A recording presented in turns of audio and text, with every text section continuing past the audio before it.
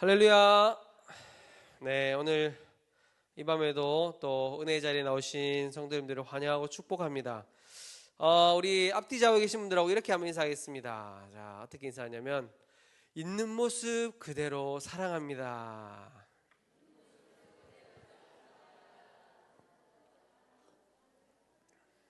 네. 옆에 계신 분들 어떻습니까? 많이 아름다우시고 멋지십니까?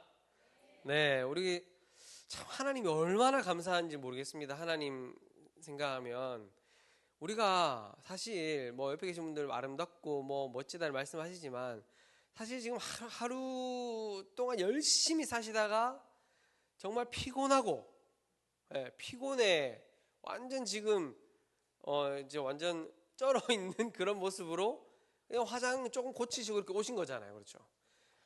그런 상황인데 하나님은 그런 모습을 그런 우리의 겉모습을 보시는 것이 아니고 진짜 우리의 중심을 보시고 우리의 예배를 기뻐 받아 주신다는 것이 얼마나 감사한지 모르겠습니다. 정말 그런 하나님의 은혜를 또 풍성히 누릴 수 있는 이 시간 되길 소망합니다. 정말 우리 김포제일교회가 이제 앞으로 지금 이제 131년이 되었는데 앞으로 우리 교회가 이제 100년을 또 131년을 앞으로 또 내다보면서 또 달려가야 되지 않겠습니까? 우리 김포제일교회가 이제 교회 건축도 하고 정말 이 지역과 이 민족을 책임지는 그런 위대한 교회가 될 것인데 그런데 우리 김포제일교회가 앞으로 어떤 교회가 되었으면 좋겠습니까? 여기 계신 성도님들, 우리 김포제일교회에 대한 그런 어떤 꿈, 소망, 우리 지역 주민들이 또 우리나라 백성들이 김포제일교회 하면 어떤 교회였으면 좋겠습니까? 그리고 또 우리가 속한 이 김포제일교회가 정말 모든 사람에게 열려 있는 교회인가? 모든 사람, 그러니까 모든 어떤 모습을 갖춘 사람이든지 다 들어올 수 있는 그런 공동체인가? 우리가 한번 생각해 봤으면 좋겠어요. 제 어릴 적 경험인데요. 이제 제가 예전에도 한번 말씀드렸는지 모르겠는데 겨울 방학이나 여름 방학이 되면 저와 제 동생은 그 방학식 하는 날 있죠. 방학식 하는 날에 전통이 있어요. 전통. 이제 학교에서 방학식을 하잖아요. 그러면 이제 방학이다 하면서 집에 오는 길에 마트를 들립니다. 마트를 들어서 이제 염색약을 사요. 염색약을 사서 집에 와서 내 동생이랑 형아 우리 염색하자. 막 뭐 염색약을 해가지고 이제 머리에 막 발라요. 부모님한테 허락 이런 거 없습니다. 그냥 방학이니까 발라서 나중에 시간 지나고 보면 머리가 노랗게 되는 거죠. 노랗게. 저도 제 동생도 완전 밤톨 같은 짧은 머리가 노랗게 돼 있는 거예요. 그래가지고 이제 그 주일날 교회를 가면 지금 요즘은 이제 그런 교회들이 잘 없는데 저희 모교회 제가 어릴 때 중고등학생 때는 모든 주일학교 아이들이 아침 일부 예배를 다 드렸어요. 드리고 주일학교 예배를 갔습니다. 교사들과 함께. 그러니까 이제 대예배에 딱 앉아 있는데 찬양대에는 누가 앉아 있을까요? 저희 엄마 아빠가 앉아 있는 거죠. 근데 그때 저희 담임 목사님이 설교하다가 설교 중간에 저 머리 노랗게 저기 물들인 저 애들 다 까만데 두 명만 노란 거예요. 저 머리 노랗게 물들인 저 애들 저기 누구 집 애들이에요? 누구 집 애들? 어떻게 교육했으면은 좀 머리가 지금 뭐 예배 드리러 왔는데 머리 지금 뭐예요? 그래서 막 이제 대예배 때 그런 이야기를 하는 거예요. 그러면 이제 저희 엄마 아빠는 막 몸둘 바를 몰라 하죠. 근데 어릴 때 제 그때 마음은 어떤 마음이었냐면 정말 제 마음의 상처였어요. 상처. 왜냐하면 제가 혼난다라는 그런 것도 있지만 그런 이제 저 때문에 부모님이 혼이 난 거잖아요. 모든 대중들 앞에서. 그리고 또 한 가지 생각은 뭐냐면 아니 이 사람의 겉모습을 가지고 어떻게 이 사람이 어떻다, 이 가정이 어떻게 교육을 한다라는 것을 판단하지? 라는 그런 생각 때문에, 안 그래도 사춘기 때문에 막 가슴에서 막 뜨거운 것이 끓어오르는데 막 분노가 끓어오르는 그런 이제 예배였다. 그래서 우리 성도님들 아이들 모습으로 겉모습으로 판단하지 마십시오. 네. 참 그랬던 기억이 있어요. 이제 그것들을 보면서 참 우리 한국 교회가 오늘 말씀이 그거잖아요. 사람의 겉모습을 가지고 판단하고 겉모습을 가지고 차별하는. 한국 교회도 어떤 사람들의 겉모습을 가지고 판단하고 또 차별하는 그런 것들이 혹시 있진 않은가? 우리 교회 안에, 나 안에. 2024년 이제 한국 리서치에서 종교인식 조사를 했는데, 한국의 개신교 인구 비율이 20%로 나왔고 종교가 없는 사람이 51%에 달했어요. 근데 더 우려스러운 건 뭐냐면 5년 내에 20대 개신교인 비율이 21%에서 11%로 감소할 것이다 라는 그런 전망이 나온 거예요. 뭐 그런 것에는 여러 가지 이유가 있겠죠. 밑에서 올라오는 젊은 세대가 없어서 그런 것도 있겠고, 그렇죠? 고령화 사회가 되면서. 그런데 젊은 세대들이 그만큼 교회를 많이 떠난다는 겁니다. 젊은 세대들이 교회를 많이 떠난다는 거예요. 그런 것들을 볼 때 혹시 우리가 모르는 사이에, 한국 교회가 또 한국 교회 안에 성도들이 모르는 사이에 누군가의 겉모습을 보고 판단하고 차별하고 상처 주는 그런 모습들이 혹시 있진 않은가, 그런 생각이 들었습니다. 야고보는 오늘 본문에서 초대교회가 직면했던 심각한 문제를 지적하는데, 그것은 바로 사람을 차별하여 대하는 문제였어요. 금가락지를 끼고 아름다운 옷을 입은 부자에게는 여기 오십시오, 어서 오십시오, 여기 좋은 자리, 여기 우리 좋은 자리, 앞에 계신 분들 있잖아요. 좋은 자리 안내하고, 또 가난해 보이고 남루한 옷을 입은 자에게는 저쪽 구석에 가서 서 있든지, 뭐 내 발 쪽에 와가지고 뭐 앉든지 대충 알아서 하십시오. 초대교회 때 그런 모습들이 있었다는 거예요. 그런데 초대교회에만 그런 모습이 있는 걸까요? 지금 우리들에게도 그런 모습들이 있을 수가 있겠죠. 과연 우리는 모든 사람을 환영하는 교회인가? 또 진정으로 모두를 위한 교회로 우리가 살아가고 있는가?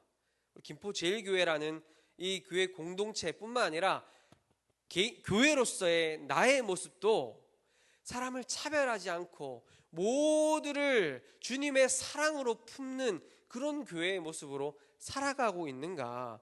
오늘 말씀을 통해서 하나님께서 우리에게 주시는 그런 메시지를 우리가 나눠봤으면 좋겠습니다. 오늘 말씀 1절 말씀 우리 다시 같이 한번 읽어볼까요? 1절 말씀 같이 한번 읽어보겠습니다. 시작. 영광의 주 곧 우리 주 예수 그리스도에 대한 믿음을 너희가 가졌으니 사람을 차별하여 대하지 말라. 아멘.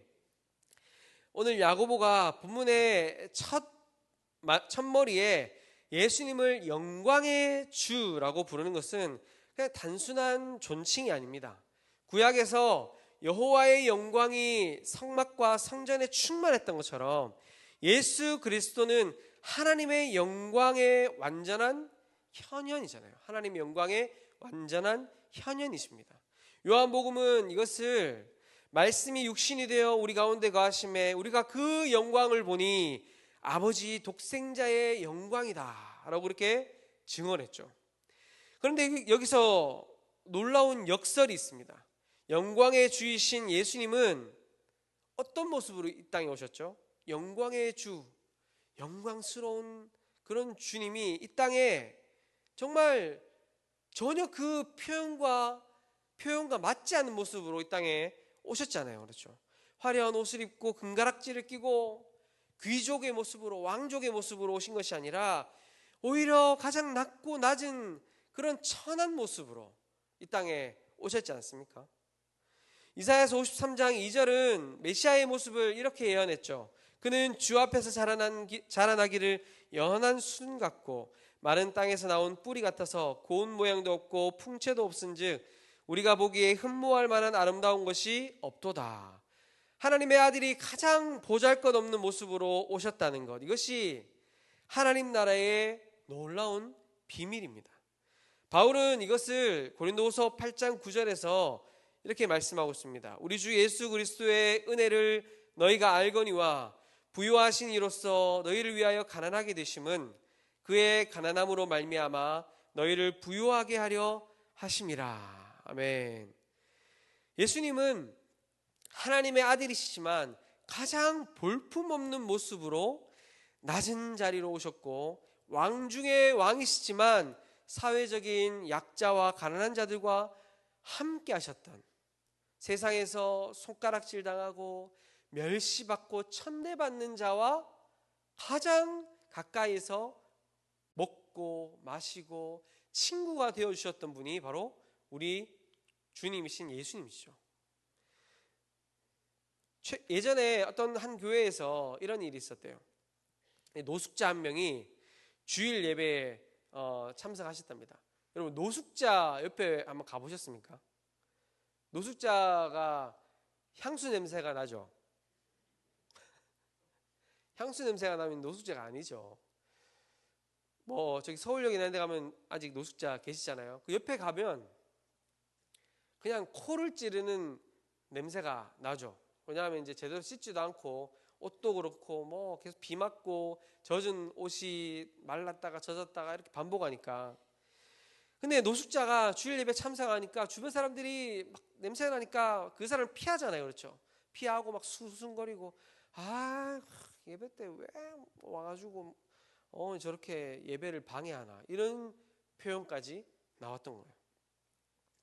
그런데 그 노숙자가 알고 보니까 옛날 IMF 때 굉장히 대단했던 사람들이 노숙자 된 사람들이 많잖아요. 그렇죠?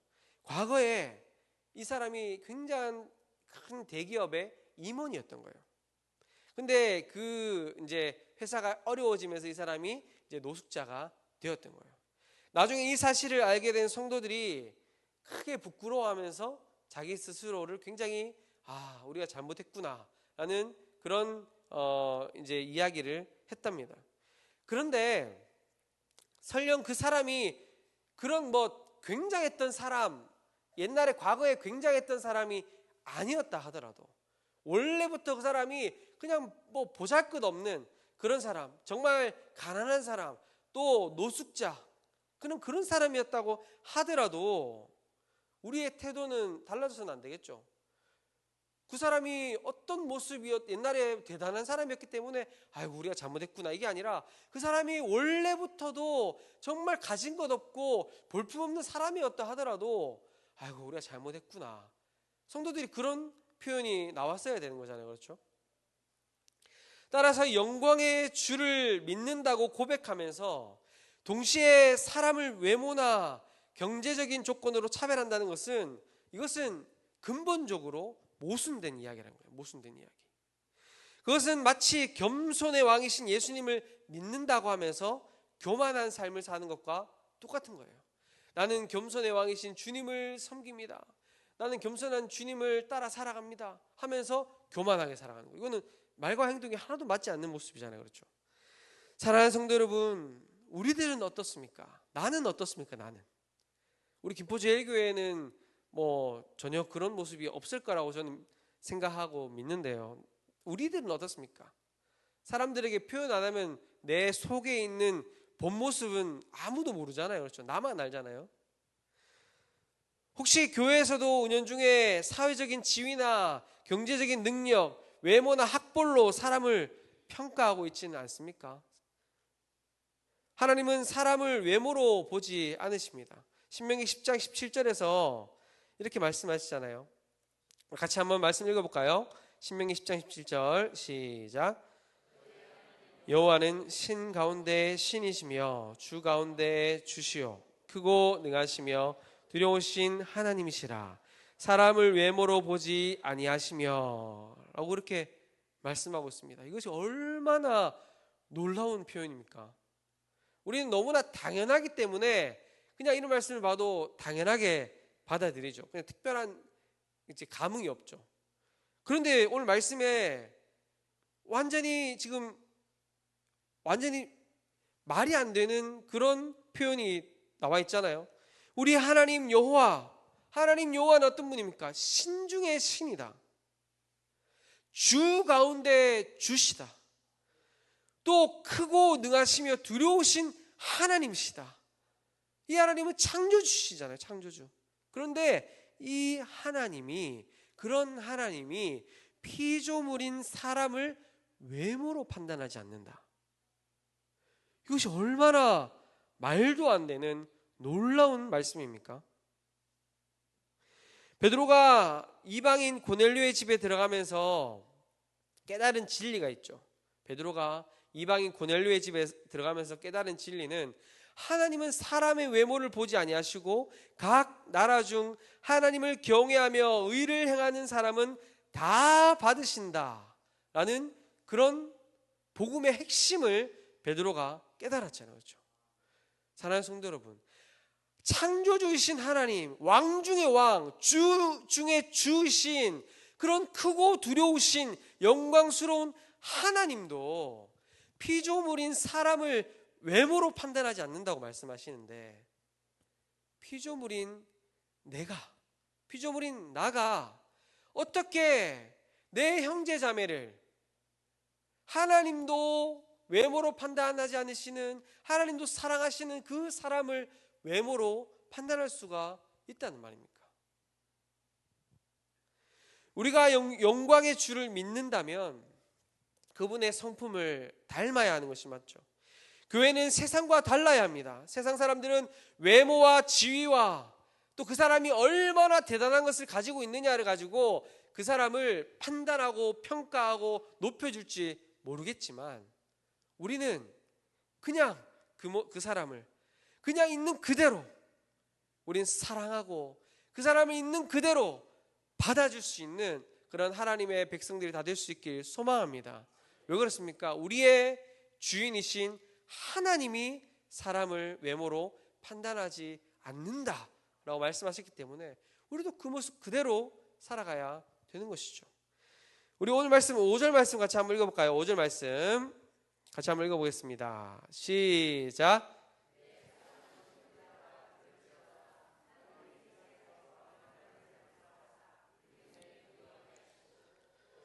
사랑하는 자들에게 약속하신 나라를 상속으로 받게 하지 아니하셨느냐. 아멘.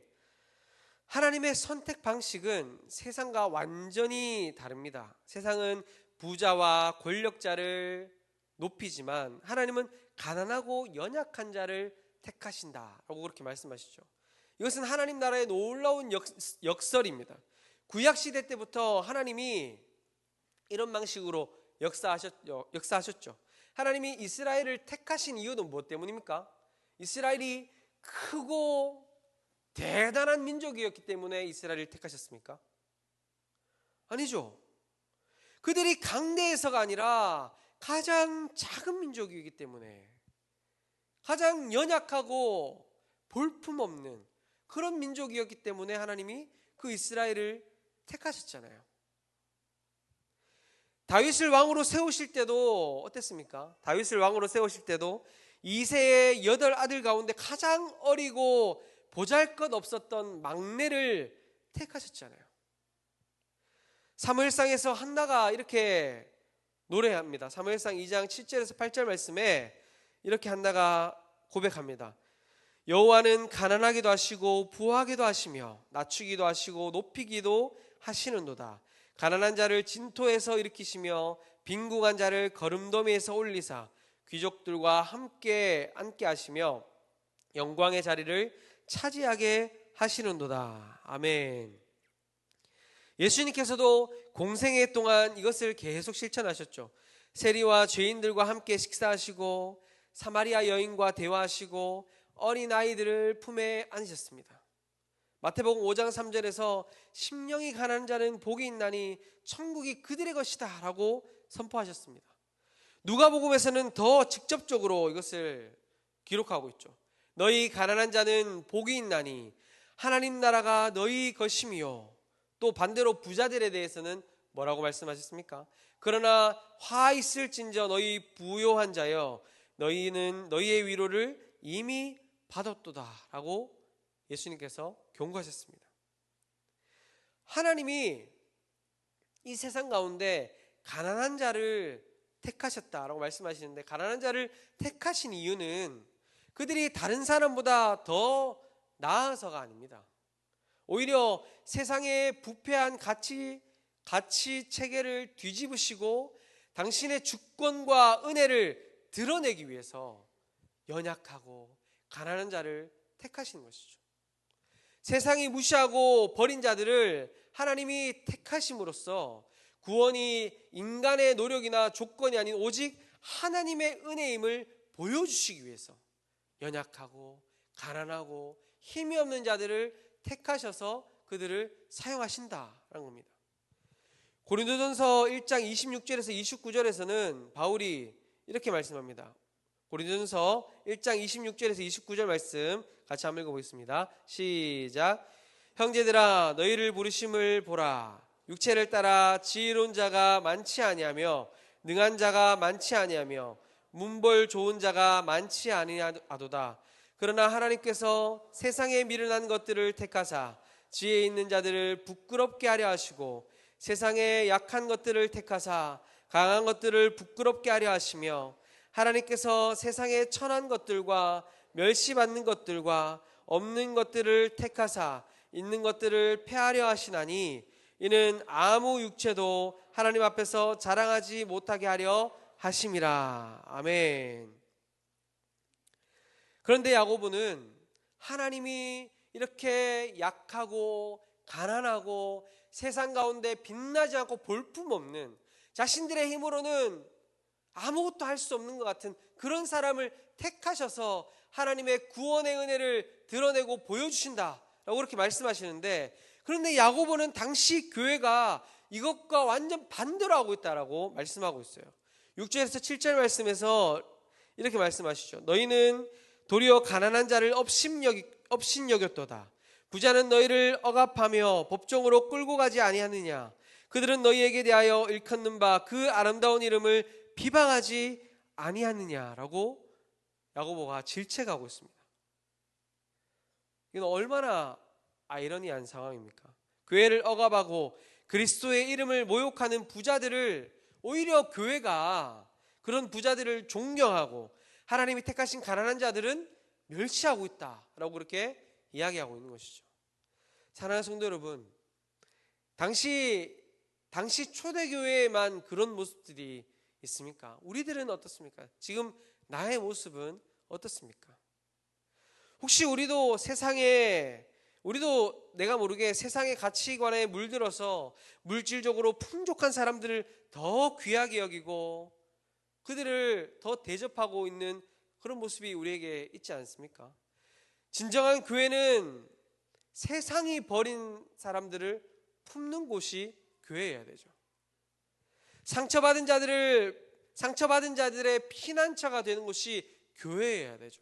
소외된 자들의 안식처가 되어야 되는 곳이 교회여야 되지 않습니까? 우리 교회가 그런 교회가 될 수 있길 소망합니다.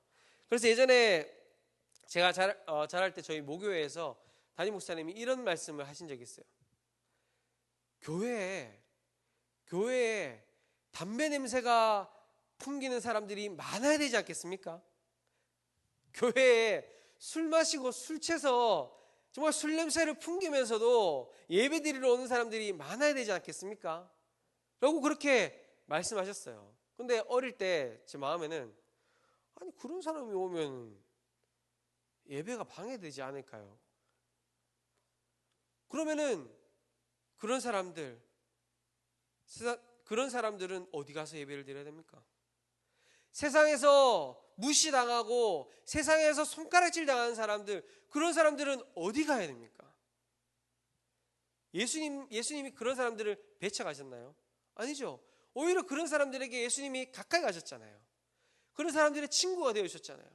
그런데 교회들은, 오히려 교회인 우리는 거룩해 보이는 사람, 격식을 갖추고 있는 사람, 교양 있어 보이는 사람, 그런 사람들을 오히려 가까이 하고 어서 오십시오 하면서 그런 없어 보이고 또 술 냄새를 풍기거나 담배 냄새를 풍기거나 세상 가운데 손가락질 당한 사람들은 아우 이런 사람들 우리 교회 안 왔으면 좋겠어, 이런 사람들 우리 교회 정말 안 왔으면 좋겠어 라고 하고 있지 않는지 우리의 모습, 우리의 이 중심을, 우리의 마음을 돌아봐야 된다는 것입니다. 아시시에 프란체스코라는 사람이 있었습니다. 아시시에 프란체스코는 부유한 집안에서 태어났는데 이 사람이 모든 것들을 버리고 가난한 자들과 함께 살았어요. 그러면서 그 사람이 어떤 말을 했냐면 가난한 자들 안에서 우리는 그리스도를 만납니다 라고 이렇게 고백했어요. 가난한 자들 안에서 우리가 그리스도를 만납니다.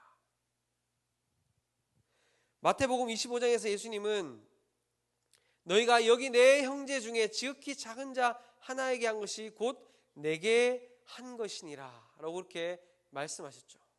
사랑하는 성도 여러분, 저와 여러분들의 마음 가운데 사람의 겉모습을 가지고 판단하거나 차별하려고 하는 그런 마음이 조금이라도 있다면 우리가 이 시간 그 마음을 다 버리고 이 시간 그런 마음을 주님 앞에 다 내려놓고 정말 하나님도 외모로 사람을 판단하지 않는다라고 말씀하셨던 것처럼 우리 역시도 작은 자를 정말 소외된 자를 정말 진심으로 사랑하고 품어줄 수 있는 그런 그리스도의 교회들이 다 되실 수 있길 소망합니다. 오늘 말씀 8절에서 9절 말씀 같이 한번 읽어보겠습니다. 8절에서 9절 말씀입니다. 시작.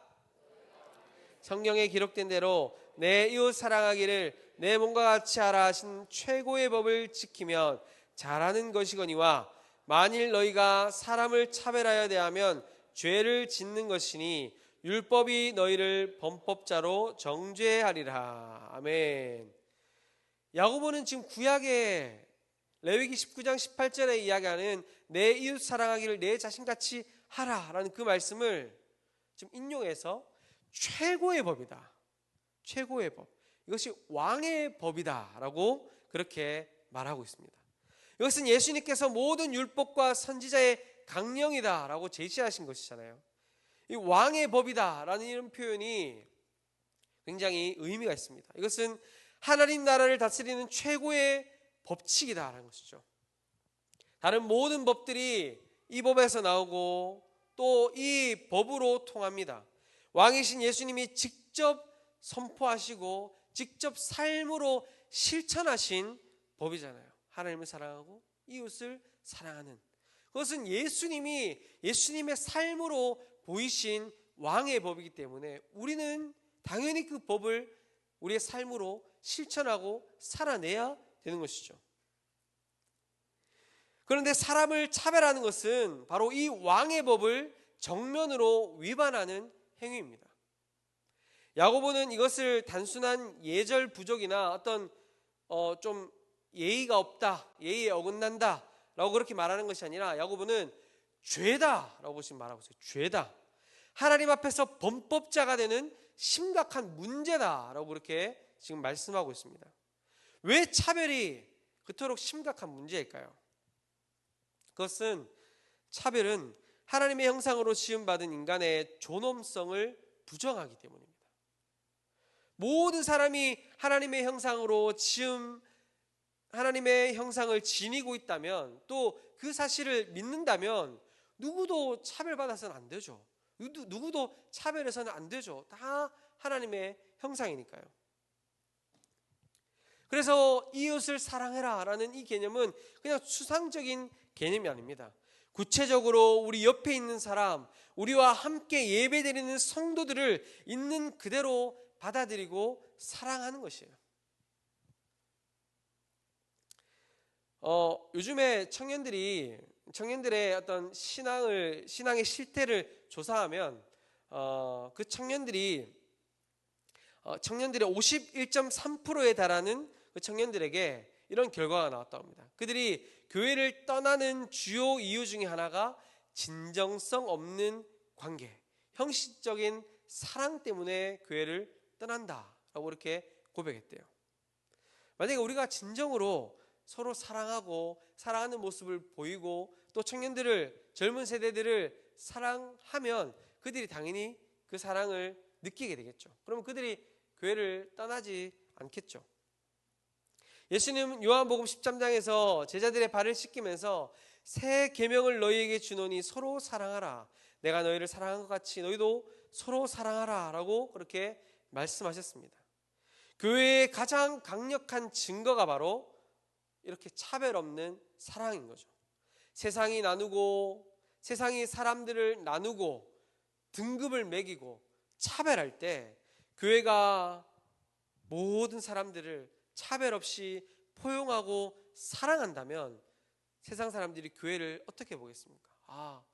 이 공동체가, 이 교회가 바로 진짜 하나님을 믿는 곳이구나. 정말 이곳이 예수님의 제자들의 모임이구나 라고 그렇게 고백할 수밖에 없겠죠. 갈라디아서 3장 28절은 이렇게 말씀합니다. 갈라디아서 3장 28절은 이렇게 말씀하고 있습니다. 너희는 유대인이나 헬라인이나 종이나 자유인이나 남자나 여자나 다 그리스도 예수 안에서 하나다. 근데 지금 이 말씀이 쓰여지고 읽혀졌을 그 시대가, 이 말씀이 지금 우리가 읽는 것처럼 당연한 말씀이 아니잖아요. 그렇죠? 우리나라만 해도 100년 전 그때쯤이면 우리나라의 뭡니까? 그 계급 사회였잖아요. 그렇죠? 계급. 종이 있었고 주인이 있었지 않습니까? 근데 이것은 몇천 년 전의 이야기인데 그때 유대인이나 헬라인이나 종이나 자유인이나 남자나 여자나 아이들이나 모두 구분 없이 다 그리스도 안에서 하나다라고 이렇게 고백하는 이 고백이 정말 이것은 세상을 뒤집는 말씀 아닙니까? 세상을 뒤집는 말씀. 이것은 교회가 모든 사회적 구분과 차별을 넘어서는 새 창조의 공동체라는 것을 고백하는 것이죠. 새 창조의 공동체. 그리고 사도행전 2장에서 이런 고백 안에 모인 교회가 어떤 모습을 보입니까? 사도행전 2장에 보면 믿는 사람이 다 함께 있어 모든 물건을 서로 통용하고 또 재산과 소유를 팔아 각 사람의 필요를 따라 나눠줬다 라고 이야기하죠. 서로 차별하고 내가 이 사람보다 좀 더 높고 이 사람은 나보다 좀 못하다, 이런 마음들이 있었다면 내 재산을 어떻게 나눕니까? 나보다 못한 사람인데 내 것을 어떻게 서로 나눌 수가 있겠습니까? 그러니까 주님의 몸된 교회는 차별 없이 한 몸처럼 서로를 사랑하는 그런 공동체여야 된다라고 말씀하고 있는 것이죠. 사랑하는 성도 여러분, 오늘 우리는 야고보서의 이 말씀을 통해서 차별 없는 교회를 향한 하나님의 준엄한 명령을 들었습니다. 이것은 왕의 법은 그저 아름다운 이상, 그냥 성경에 나오는 좋은 말씀이지라고 끝나버리는 그런 문구가 아니라 예배당 문을 나서는 바로 그 순간, 예배당 문을 나서기도 전에 지금 이 순간부터 우리 마음에 새겨야 하고 우리의 삶으로 살아내야 하는 구체적인 명령입니다. 이제 머리로만 동의하는 것을 넘어서 스스로에게 정직하게 질문을 던지고 우리의 모습을 돌아보고 구체적인 행동으로 우리의 믿음을 보여야겠죠. 삶으로 살아내야겠죠. 그럼 우리가 어떻게 삶으로 살아내볼까요? 첫 번째는 우리 스스로에게 물어봐야 됩니다. 나는 내 기준에 환영받을 만한 사람만 환영하고 있지는 않은가? 한번 가슴에 손 한번 얹어 보십시오. 네. 나는 내가 환영할 만한 사람, 내가 좋아할 만한 사람만 좋아하고, 이 사람은 좀 별로야. 이 사람은 좀 가까이 하기 싫어. 그렇게 사람을 차별하고 구분하고 있지는 않습니까 혹시? 교회에 새로운 사람이 있을 때 겉모습이 번듯하고 또 깔끔한 외모를 가진 사람에게 나도 모르게 더 환한 미소를 짓고, 또 초라하고 부족해 보이는 사람에게는 형식적인 인사에 그치고 있지는 않습니까? 야고보서는 지금 오늘 말씀을 통해서 그런 모습이 악한 생각으로 판단하는 죄다라고 이야기하고 있어요.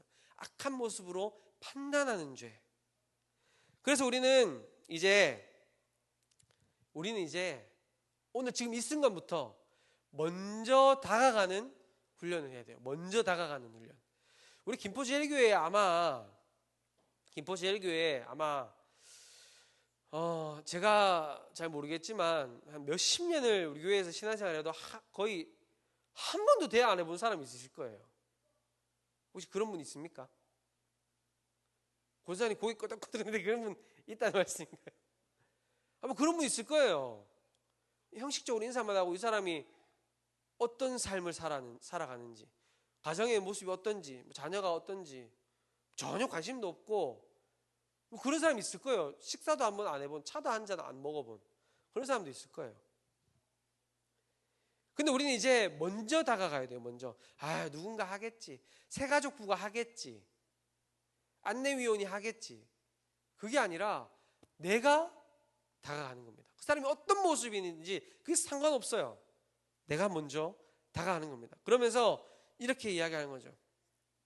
정말 잘 오셨습니다. 환영합니다. 만나서 반갑습니다. 저는 박치영입니다. 저는 박치영 목사입니다. 아유, 잘 오셨습니다. 저만 하는 거잖아요 지금. 자, 한번 따라해 볼까요? 연습을 해야 돼. 입으로 내뱉어야 돼요. 자, 따라해 보겠습니다. 정말 잘 오셨습니다. 환영합니다. 네, 저는 누구입니다. 옆에 인사하세요. 저는 누구입니다. 네, 우리는 먼저 다가가서 그 사람의 겉모습과 상관없이 정말 사랑의 모습으로 환영하고 그들을 맞아주는 교회가 돼야 돼요. 여러분, 왜 그런지 아십니까? 준비하는 거예요. 김포제일교회 건축하는 것만 준비하는 게 아니라 내가 먼저 준비해야 돼요. 앞으로 주변에 아파트들이 들어서면 전도해야 되잖아요. 그분들이, 새가족분들이 오실 거잖아요. 그러면 막 새로 왔는가 보네. 그런 게 아니라 아이고 잘하셨어요. 저 누구 권사예요. 저 박 권사예요. 그렇게 하셔야 된다는 거예요.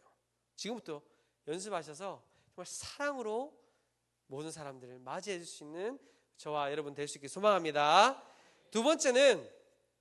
마지막 두 번째는 우리의 교제를 돌아봐야 돼요. 나의 교제를 돌아봐야 돼요. 이건 첫 번째와 이어지는 이야기인데, 나의 교제가 하나님 나라의 가치를 반영하고 있는가? 예배 후에 혹시 나와 비슷한 나이, 비슷한 직업, 비슷한 관심사를 가진 내가 편한 사람과만 어울리고 있지 않은가? 내가 편한 사람. 근데 사람은 어쩔 수가 없어요. 나를 좋아해주고 또 내가 편한 사람하고 계속 가까워질 수밖에 없죠. 하나님은 우리가 만든 내가 만든 그 작은 울타리를 넘으라고 말씀하십니다. 내가 만든 작은 울타리를 넘어야 돼요. 왜냐하면 우리 모두가 하나님의 형상 따라 지음받은 형제 자매이고 또 그리스도의 보혈로 한 가족된 하나된 공동체이기 때문이죠. 그래서 우리는 이번 주일 이제 우리는 의도적으로 나와 다른 세대의 성도님께 가서 인사를 하는 겁니다. 네. 제가 우리 권사님들께 인사할 때 어떻게 인사합니까? 밝게 인사합니까? 아니면 안녕하세요 이렇게 인사합니까? 네, 무조건 밝게 하잖아요, 그렇죠? 권사님 안녕하세요. 저는 이제 웬만하면 90도 인사하자. 그게 제 그건데 안녕하십니까 이렇게 인사하잖아요, 그렇죠? 또 우리 젊은 분들이든 뭐 상관없이 우리 이번 주일에는 내가 편한 사람한테 인사 안 하기입니다. 또 삐지지 마세요. 네. 내가 편하지 않은 사람, 그러니까 주일학교 아이들한테 가서 먼저 인사하십시오. 버릇 없이 인사 안 하네, 이게 아니라 내가 먼저 가서 아유 이쁘다, 오늘 옷 잘 입었네, 오늘 시원한 슬리퍼 신고 왔구나, 아유 크록스 신고 왔구나, 반바지 입고 왔구나, 아유 멋있다, 그리고 인사해 주십시오. 그리고 또 젊은 분들도 연세 많으신 분들에게, 연세 많으신 분들도 젊은 분들에게, 그렇게 우리가 내 그 울타리를 넘어서는 연습을 해야 돼요. 훈련을 해야 돼요. 안 하면 그냥 머리에서만 끝납니다. 머리에서만 끝나는 거예요. 그래야지 우리는 풍성한 교제를 할 수 있고 정말 하나된 교회로서, 차별 없는 그런 정말 교회로서 하나된 교회를 우리가 다 누릴 수 있는 것이죠.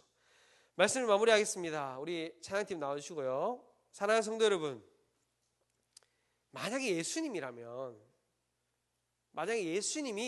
지금 이 시대 우리 김포제일교회에 와서 예배 자리에 와서 앉아 계신다면 누구 옆자리에 앉으실까요? 누구 옆자리에 앉으실까요? 일단 제 옆자리에 앉으실 것 같은데 누구 옆자리에 앉으실까요? 아마도 가장 외롭고 가장 소외되고 또 사람들로부터 시선받지 못하는 그런 사람에게 예수님이 가서 앉으시겠죠. 그 사람 손을 잡아주시고 안아주시고 아이고 잘 왔다. 예수님 그렇게 하시겠죠. 차별 없는 교회는 저절로 만들어지는 게 아니에요. 우리가 받은 차별 없는 그 구원의 은혜, 차별 없이 받은 그 구원의 은혜를 기억하면서 의도적으로 나의 편안함을 깨뜨리고 작은 불편을 감수하는 구체적인 실천이 모일 때, 그때 차별 없는 교회가 되는 겁니다. 진짜 오고 싶은 교회가 되는 거예요. 오고 싶은 교회, 모두가 올 수 있는 교회. 이 거룩한 도전에 함께 응답하며 우리 교회가 세상의 소망이요 상처 입은 모든 영혼을 위한 진정한 안식처, 모두를 위한 교회로 굳건히 서게 되기를 주님의 이름으로 축원합니다. 아멘.